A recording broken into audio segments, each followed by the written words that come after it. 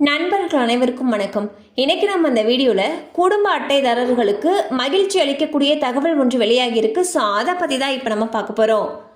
தமிழகத்தில் ரேஷன் கடைகள் மூலமாக ஏழை எளிய மக்களுக்கு இலவசமாகவும் மலிவு விலையிலும் உணவுப் பொருட்கள் வழங்கப்பட்டு வருகின்றன. இதனால் ஏராளமான மக்கள் பயனடைந்து வருகிறார்கள். அதே சமயம் மக்களுடைய வசதிக்காக ரேஷன் கடைகளில் பல திட்டங்களும் செயல்படுத்தப்பட்டு வருகின்றன. இந்நிலையில் தமிழக ரேஷன் கடைகளில் சிறு தானியங்கள் வழங்க நடவடிக்கை எடுக்கப்பட்டுள்ளதாக கூட்டுறவுத்துறை முதன்மை செயலாளர் ராதாகிருஷ்ணன் அவர்கள் தகவல் தெரிவித்துள்ளார். வெளி மாநிலங்களில் இருந்து கேழ்வரகு கொள்முதல் செய்யப்படுவதாக குறிப்பிட்ட அவர், அனைத்து ரேஷன் கடைகளிலும் தட்டுப்பாடு இன்றி பாமாயில் தரப்படுகிறது என்றும் கூறினார். மேலும் ரேஷன் கடைகளுக்கு ஒரே கிழமையில் வார விடுமுறை அளிப்பது பற்றி பேசி முடிவெடுக்கப்படும் எனவும் கூறியுள்ளார்.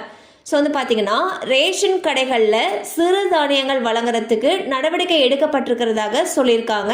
அதாவது ரேஷன் கடைகளில் இன்னும் சில நாட்கள்ல இருந்து கேழ்வரகு கொடுக்கறதுக்கு தயாராக இருக்காங்க. அதற்காக கேழ்வரகானது வெளி மாநிலங்கள்ல இருந்து கொள்முதல் செய்யப்படுவதாகவும் சொல்லியிருக்காங்க. அது மட்டும் இல்லாமல் இனி ரேஷன் கடைகளில் பாமாயில் தங்கு தடை இல்லாமல் தட்டுப்பாடு இல்லாமல் கிடைக்கும்னு சொல்லியிருக்காங்க.